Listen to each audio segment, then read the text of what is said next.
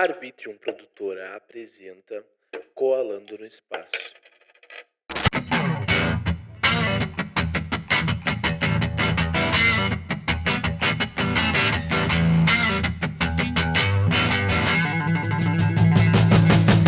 E aí, meus amigos, tudo bem com vocês? Eu sou o Will e estamos começando mais um episódio do podcast Coalando no Espaço, aquele podcast onde eu vou até a tua casa, não importa da forma que for. Pode ser via internet ou pessoalmente, tanto faz, porque eu sempre consigo bater um papo com as pessoas aqui, consigo descobrir coisas que eu não sabia. E agora eu vou ficar sabendo de coisas que eu realmente não sei e eu tô muito curioso para saber. Eu trouxe uma pessoa aqui que, assim como eu, é muito fã da banda Colomi, do meu amigo Eduardo Schuller, do Pedro Lipatinho, do Sebastião Reis. E gurizada, nós estamos aqui com a Lucy. Tudo bem contigo? Tudo em ordem, Will. E você até falou aí, gurizada, nós estamos aqui. Talvez seja a primeira coisa que você não saiba, mas os fãs da Colomi são chamados de gurizada. É sério? O nome do fã, o nome que os fãs se deram aí no meio do caminho foi gurizada. Olha aí, então, tô falando exatamente com os fãs da Colomi, né? Exatamente. Tu vê, eu era o produtor do podcast da Colomi, que acabou.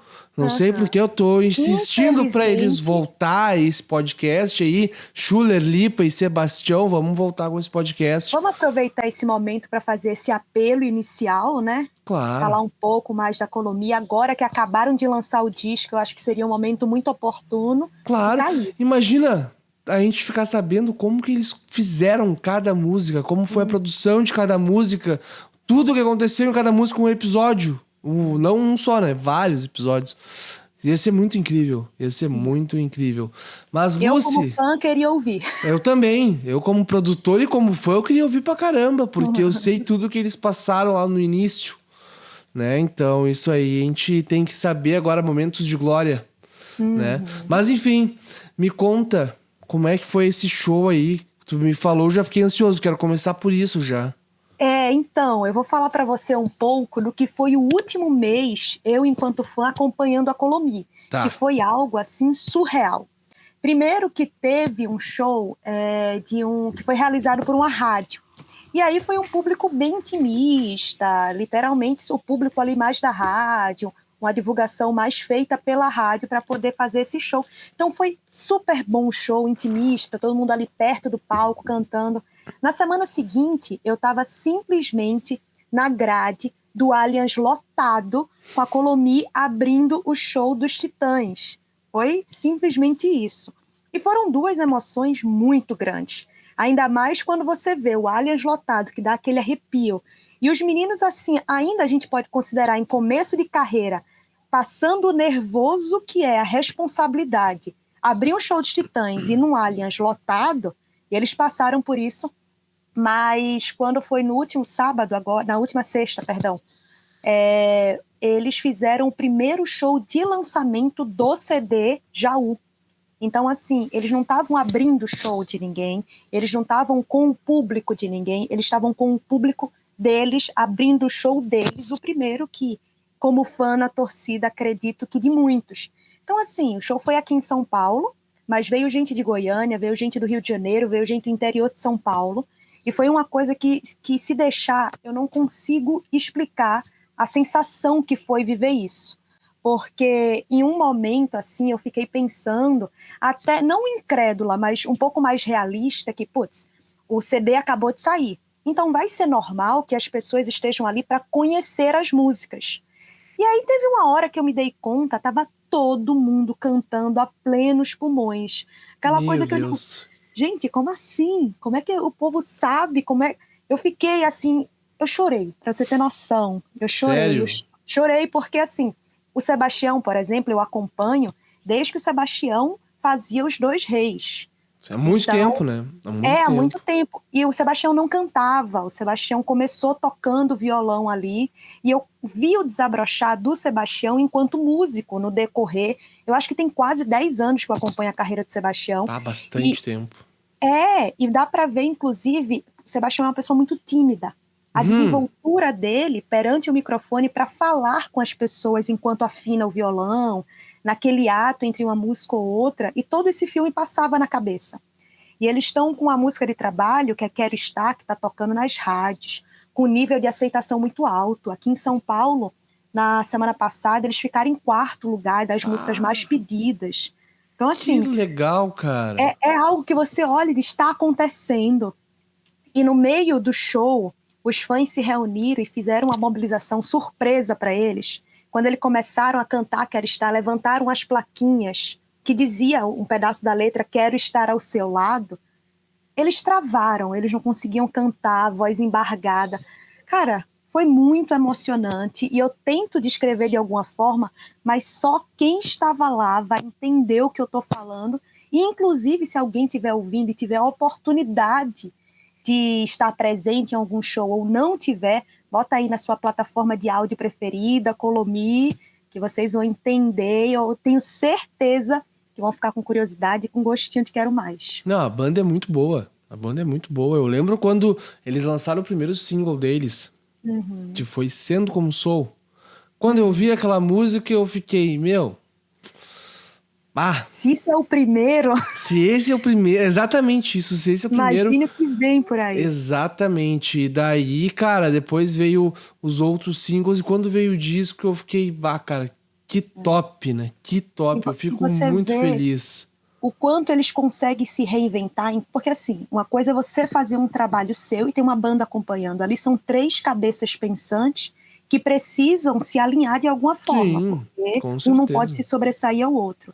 E não só enquanto compositores, mas eles também fizeram uma regravação de Dona, que o arranjo que eles fizeram, imagina a responsabilidade, você pegar uma música que já é consagrada, você tentar colocar a identidade da banda nela, e o pessoal olhar e falar, uau, é Colomi, mesmo sendo uma música que ficou muito conhecida numa versão de Roupa Nova, incrível, maravilhosa. Sim, que Roupa Nova também, a gente não pode deixar de lado o quão grande é essa banda, né? E o quanto influencia também a música dos meninos. Os meninos também têm um pouco de Roupa Nova como influência. Claro, aquela questão de duplicar as vozes, ter mais canais de vozes, etc. Isso influencia bastante. E eu me lembro que eles fizeram um show, meio que uma turnê acústica. E o Schuller saiu da bateria e foi pro baixo. Eu assisti um show desse. É? Sim. Eu imagino. Eu parei pra contar. Eu tô beirando aí 10 shows da Colomi. Você tem noção disso? Isso tu é a primeira fã número 1 deles, porque... Não, eu vou falar pra vocês, eu tenho uma super amiga que chama Ana Clara. E ela é dona do QG Colomi, que é eu acredito, um dos principais portais. Me passa o contato dela, eu quero trazer ela aqui. Vou passar. E aí, se eu falo da Colomi, imagina ela. Ela vai passar aqui Não, o resto da vida. Ela vai ter que falar comigo umas coisas aí pra eu ficar sabendo deles. Ela vai me ajudar, o podcast, tu e ela vão me ajudar o podcast deles a voltar. Ela é meio boca de sacola, sabe? Que você perguntar, ela sai falando, exatamente porque eu vejo nela muito essa força. Os meninos estão engatinhando aí, né? Começando a conquistar o seu próprio público. E, cara, eu sou suspeita para falar por ela ser a minha amiga, mas a Ana Clara, sabe aquele trabalho de formiguinha? Sei. Ela sai de um por um. Hoje mesmo, ela mandou no WhatsApp que está fazendo uma ação para pedir músicas em rádio, e aí ela vai no WhatsApp de cada pessoa, manda o link, pede tal música aqui nessa rádio, e vai fazendo um trabalho tão bem feito, que assim, hoje eu não consigo olhar a banda sem esse suporte da Ana Clara, que faz, querendo ou não, por amor, por gostar da banda, assim como eu acredito que ela quer que muita gente sinta também o que ela sente, por isso que ela leva adiante. Claro, claro. E assim, tu vendo a evolução dos 3, mostra a Colomi como é hoje, né? Porque o Schuller e o Lipatin vêm da Doris Encrenqueira, aqui de Porto Alegre. E o Sebastião vem dos Dois Reis e da junção com o Nando Reis. E isso mostra a evolução deles conforme os anos, né? Eles acabaram se encontrando junto com o Beto Bruno. Foi quando eles se conheceram e começaram a tocar juntos, né? Então, tu vendo isso acontecer, é meio que um pedacinho da história da música brasileira acontecendo, né? E você olha também a maturidade que eles precisam ter para poder passar por isso, porque a gente está falando de... Eles vieram aí, por exemplo, Beto Bruno, Cachorro Grande, eles não chegaram sutilmente. Eles chegaram já com o pé na porta e com o sarrafo lá em cima. Não tem como você olhar e dizer, vamos tentar. Não, tem que fazer, tem que fazer essa engrenagem girar. Então eu acredito que a responsabilidade que eles têm, vindo com essa bagagem toda, é muito grande. E o Schuller, na bateria, é um show à parte. A gente chama ele de polvinho, porque 2 mãos para aquela bateria parece pouco. Não tem explicação. O cara, ele toca muito. Ele toca muito. Eu acredito que a gente consegue entender tudo isso. Por exemplo, o Nando, o Schuller chegou para compor os Infernais dentro de uma banda que está com o Nando há muitos anos. Tem gente que está com o Nando ali há mais de 20 anos. E o Schuller chegou... Eu acredito que ele tem idade para ser filho de todo mundo ali.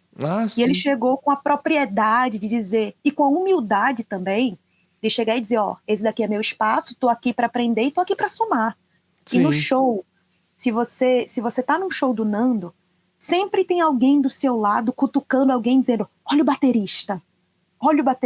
Isso é muito incrível. Não, os podcasts que eu tenho aqui com ele, eu sempre pergunto para ele qual que é a influência dele, como é que ele faz para querer evoluir, né? Ele, cara, eu só tô querendo aprender, eu não paro nunca de estudar, eu não me, como que é o nome? Eu não me conformo com o que eu já sei, eu quero mais, eu tenho sede de querer mais, né? Então ele tá sempre estudando, cara. Eu nunca vi um cara que tá sempre estudando. E ele viaja o Brasil inteiro. E tá sempre estudando. E sempre parece com alguma coisa diferente.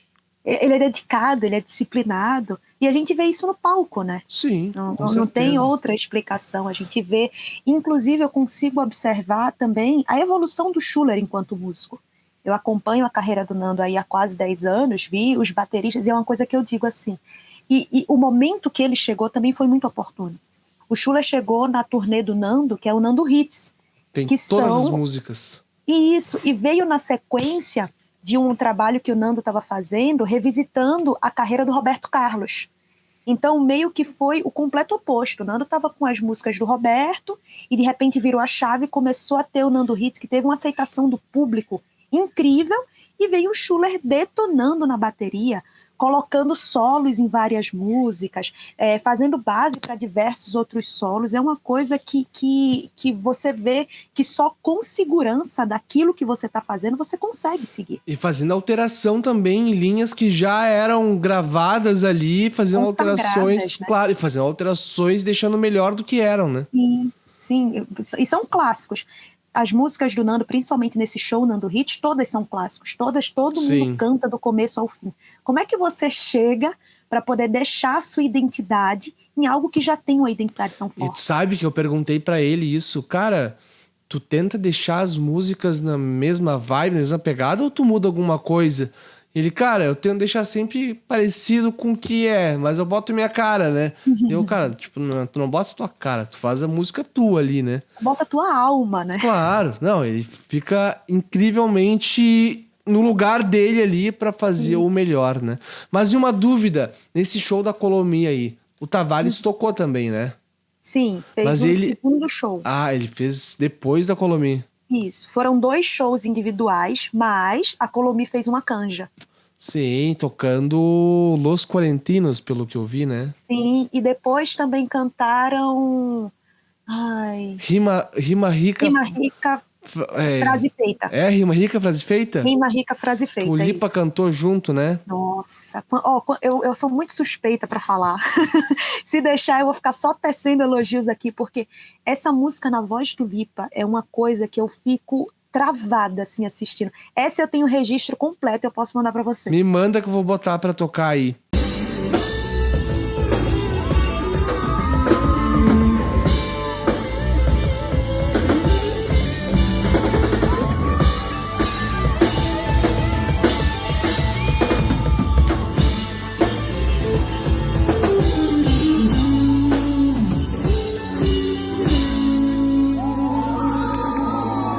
Então agora... Porque teve uma coisa que, pra mim, eu sempre acompanhei shows e sempre registrei muito, né? Pra compartilhar com as pessoas que não conseguem ir. Nesse show da Colomi, eu acho que eu tenho 3, 4 músicas, contando com essa participação que eles fizeram no show do Tavares, porque eu fiquei completamente hipnotizada. E eu acho que eu consegui me permitir fazer uma coisa que ultimamente nessa era tecnológica a gente meio que perdeu, que é viver o momento. A gente está tão preocupado em registrar, em ter aquilo para depois, que eu me peguei ali no começo do show, querendo viver o show, mas assistindo o show atrás de uma tela. Eu digo, não, eu não posso fazer isso. E aí eu acho que foi o primeiro show, assim, de fato, que eu me desprendi do celular e consegui, na integridade, sentir tudo o que estava acontecendo e me entregar ali do mesmo jeito que eles estavam se entregando em cima do palco. Tá, e tu que tá nesse meio de audiovisual, de telecomunicações, de comunicações, o que tu acha dessa parte que tu acabou de falar? De a gente tá vivendo muito atrás da tela do celular, esquecendo de olhar no olho de quem tá na nossa frente. Eu vou te ser sincero, que muitas vezes eu acabo esquecendo de entrar no meu Twitter, acabo esquecendo de entrar no meu Threads, acabo esquecendo de entrar no Instagram, acabo esquecendo de postar uma coisa, entendeu? Porque, cara, eu quero viver um momento, eu quero estar presente naquilo ali, sabe? E ainda, os mais velhos ainda dizem que eu uso muito, né? E eu fico pensando... Desculpa, mas eu fico pensando como é que é tu trabalhando realmente no meio disso, numa grande marca, estando no microfone de uma grande rádio. Tu ainda tá na rádio, né? Sim. Agora acumulando função, porque também tô fazendo a produção do principal horário. Olha aí. Tu que tá nesse meio, trabalhando com isso e vendo o que tá acontecendo com as pessoas hipnotizadas com as redes sociais, o que tu tem achado disso? Como é que a gente faz pra não enlouquecer? Eu acredito que, assim, durante a pandemia foi muito complicado para mim, porque durante a pandemia a gente já estava com a angústia de todas as incertezas e as informações eram muito negativas e chegavam como uma avalanche. E aí, quando eu comecei a trabalhar com rádio, propriamente dito, eu tentei manter ali um certo equilíbrio, porque isso era sempre um soco no estômago atrás do outro. Você via coisas que você não conseguia dimensionar, mas que te acessavam de alguma forma. Então, quando eu comecei a trabalhar, e principalmente com produção, porque enquanto você está no microfone, você recebe da produção uma pauta pronta. E ali você se intera do que está acontecendo, vai lá, fala no ar e entrega o resultado. E quando você é a produção, o que é que você faz? Porque quando você é a produção, você precisa ser essa pessoa que leva as pautas, o que está acontecendo no dia. Então, assim, eu tento delimitar isso durante o meu dia. Por exemplo, agora, no mês de julho, eu recebi minha família do Nordeste aqui em casa. Sabe, aquele clima de casa de praia, todo mundo em casa. E, ao mesmo tempo, eu precisava sair, eu precisava dar atenção, eu precisava mostrar a cidade, e eu precisava estar atenta ao que estava acontecendo, porque no dia seguinte minha vida acontecia normalmente. Então, eu tento, por exemplo, eu entro na rádio pouco antes das 6 da manhã e fico até as 2 da tarde. Então, teoricamente, os principais assuntos da noite anterior e da madrugada eu tenho que reportar de manhã cedo, e o que for acontecendo durante o dia. E antes eu ficava muito presa a ter acesso a todas as informações. Mas daí eu comecei a me organizar e dizer, quando eu chegar na rádio de manhã cedo, eu começo a me atualizar, eu dou uma olhada no que aconteceu, eu já sei quais são os caminhos, quais são os portais tem alguns portais que são mais notícias policiais, tem outros portais que são mais notícias de serviço público. Então você vai se direcionando, porque se você tenta ficar a par do que realmente está acontecendo, ou você enlouquece por essa avalanche de notícia que te atropela, ou você enlouquece por não dar conta de tudo que a gente tem acesso hoje, porque o celular, ao mesmo ponto que ele é um aliado, se a gente não sabe usar, ele se torna o pior vilão. Exatamente isso, essa velocidade de informação, e que muitas vezes a internet ela não tem esse cheque de tipo, essa informação é verdadeira, não é meia verdade. Então, tudo isso é muito minucioso. E agora eu vou te falar que ficou pior essa parte de tu saber o que é verdade ou não com o verificado do Instagram e do Twitter, tu tendo que pagar. Porque antigamente, um exemplo, a Lucy tava com verificado lá, eu sabia que o pessoal do Twitter viu, ou do Instagram viu, que ela era uma pessoa responsável, uma pessoa que botava as coisas lá que eram verdade e dava um verificado pra ela, né? Mas agora qualquer um pode ter o verificado. Sim. E agora também é curioso, eu enquanto tô me formando em jornalismo, né, o quanto todo mundo pode ser jornalista agora. Com Porque certeza. jornalismo é algo que você mexe com a ética, você mexe... Eu acho que eu tô falando da ética e para mim isso é o principal. Que você mexe com a ética porque envolve outras pessoas, envolve outras situações, envolve assuntos delicados, envolve o compromisso com a verdade. Independente se é uma verdade que eu gosto, que eu apoio, que a minha ideologia aceita, dentro do jornalismo você tem um padrão de verdade. Você pode ter visões com relação àquela verdade, mas o fato, ele é um fato independente da sua ideologia.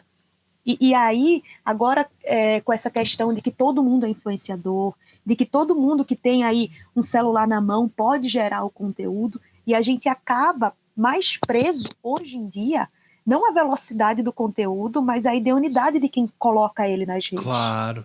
Porque a velocidade do conteúdo hoje é absurda, uma coisa ainda está acontecendo, mas você já está acompanhando nas redes sociais. E tu sabe o que me dá um pouco de frustração, um pouco de raiva também? É que o que tu coloca no Instagram tu é. Um exemplo.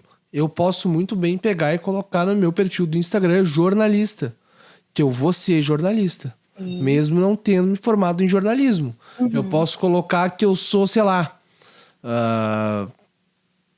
designer de interiores, que eu vou ser designer de interiores, entendeu? Eu posso colocar qualquer coisa que eu vou ser. Isso as pessoas perderam um pouco a noção do que colocar na biografia para se apresentar. Né? Tu não pode falar que tu é um jornalista se tu não tem o diploma. Sim. E as pessoas aceitam hoje em dia também a internet como uma verdade absoluta, né? Porque para mim, nas redes sociais, tá ali aquilo que você quer que as pessoas vejam. E por muitas vezes isso é uma porcentagem muito pequena daquilo que você é, daquilo que você desenvolve ou daquilo que você acredita. Porque tomar conta de rede social hoje para poder demonstrar a sua personalidade ou algo do tipo dá um trabalho danado. Eu mesmo, muita gente chega para mim e fala, Lucy, por que você não coloca mais conteúdo na sua rede social, isso e aquilo? Eu digo, gente, não tenho tempo. Porque para você montar um conteúdo assim de fato relevante, com responsabilidade, você tem que parar, você tem que analisar, você tem que estudar, você tem que... demanda um tempo, não é simplesmente ligar uma câmera e falar qualquer coisa. Isso para mim não é interessante. E ao mesmo tempo, eu tô tão por esses bastidores ultimamente que eu vejo o enrosco que é quando eu chego em casa para eu pegar num telefone... Todos os meus grupos estão silenciados, só os grupos de trabalho que não são, e o grupo da família, porque caso aconteça alguma coisa, a gente está de olho ali.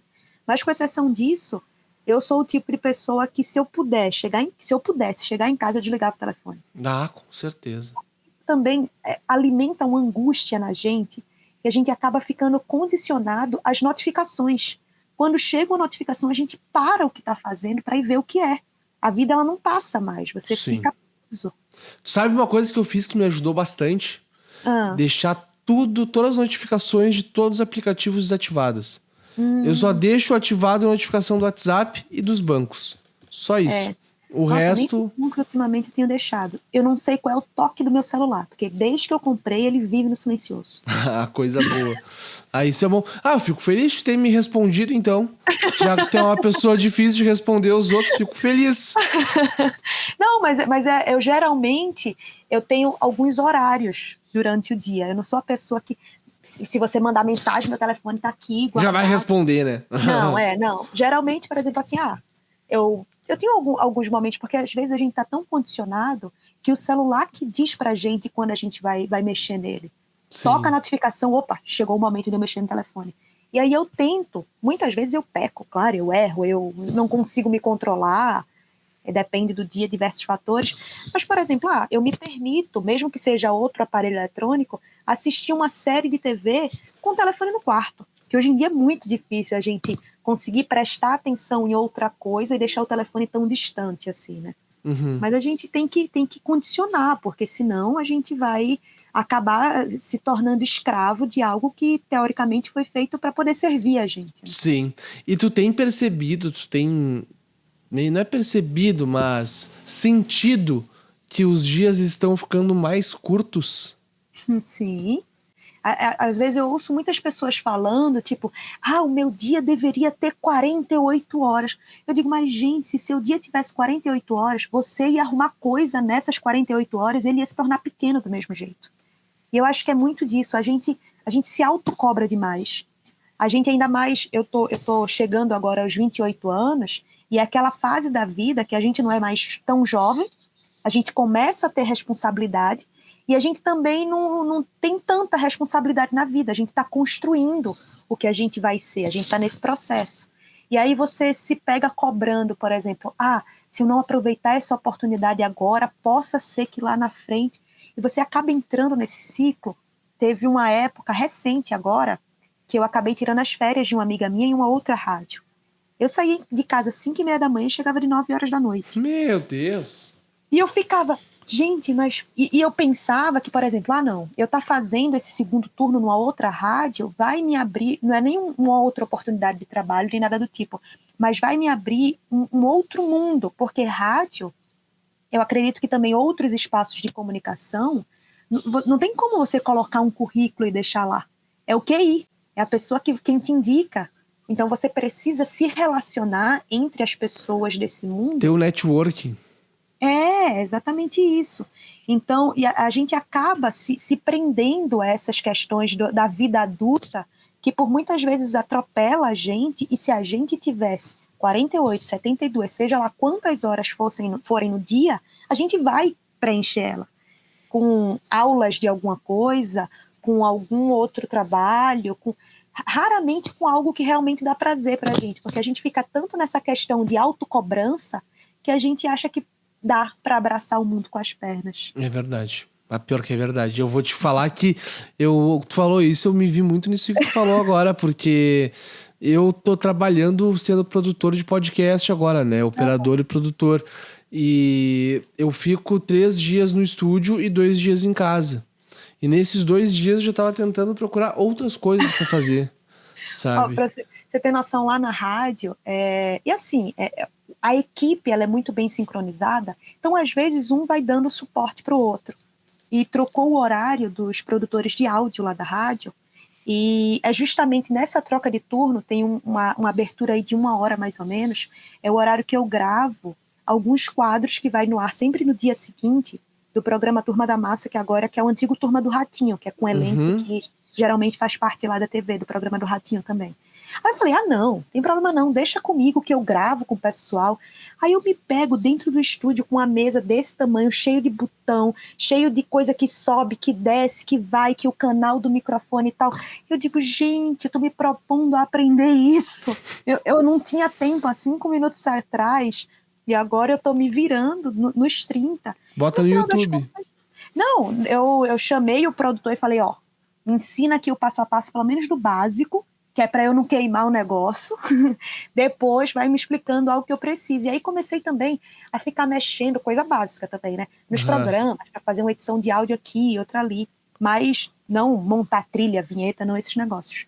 Mas algo do que vai para o ar, de alguma entrevista que faz com alguém, até mesmo pela velocidade, porque enquanto produtora, por muitas vezes eu produzo a pauta, eu acompanho dentro do estúdio, então, posteriormente, eu sou a pessoa que mais rápido tem o ouvido para dizer, bota esse pedaço no ar, porque eu acompanhei o processo. Claro, então tu tem que saber como é que tu tem que saber fazer a massa do pão, e tu tem que saber como é que tu vai assar ele também, né?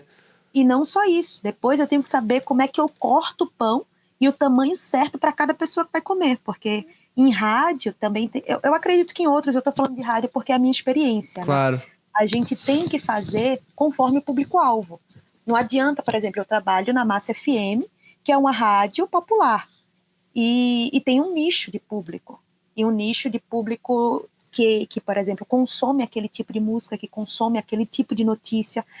É irrelevante, por exemplo, eu vou falar na Turma da Massa sobre a questão da tributação do jet ski.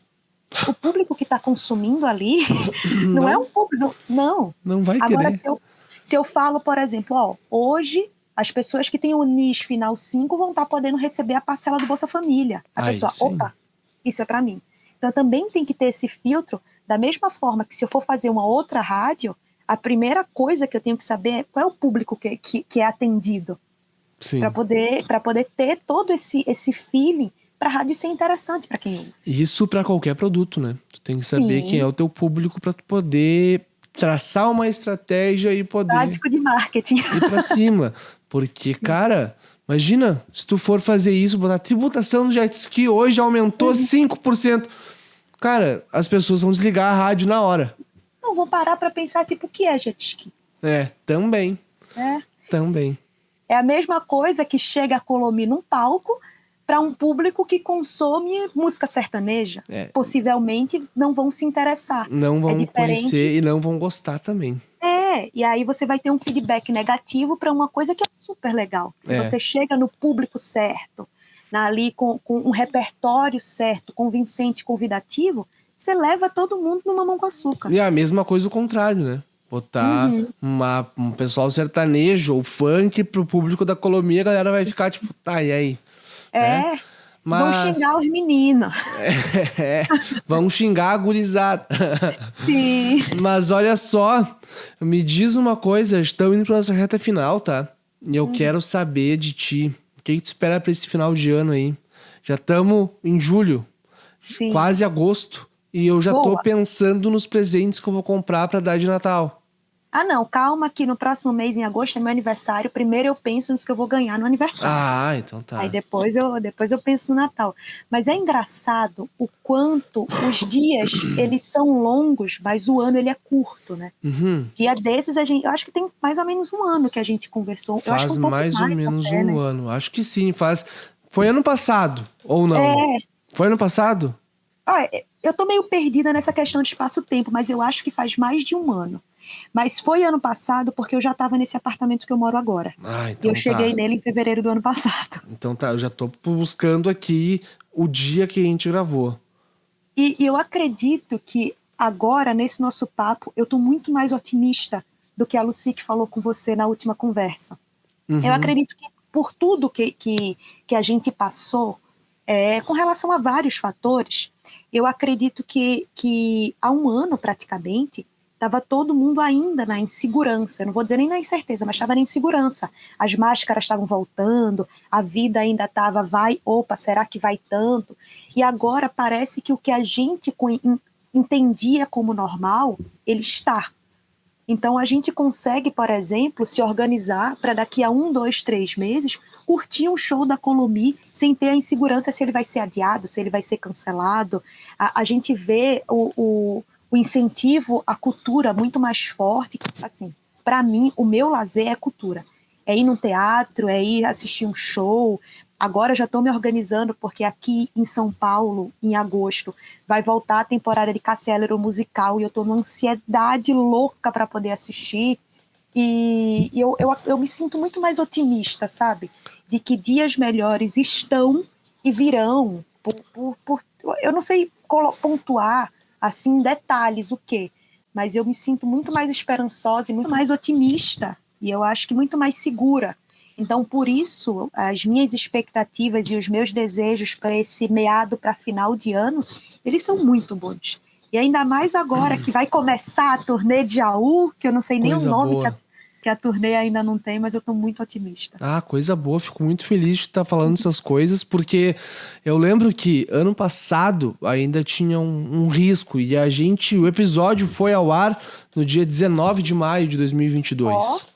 Faz mais de um ano que a gente gravou, e realmente, naquela época a gente ainda estava um pouco com receio do que ia acontecer e com medo de voltar a pandemia. E com medo de um monte de coisa. Tava naquele ato, né? Tava... Vai, não vai, é um pé na frente, outro atrás.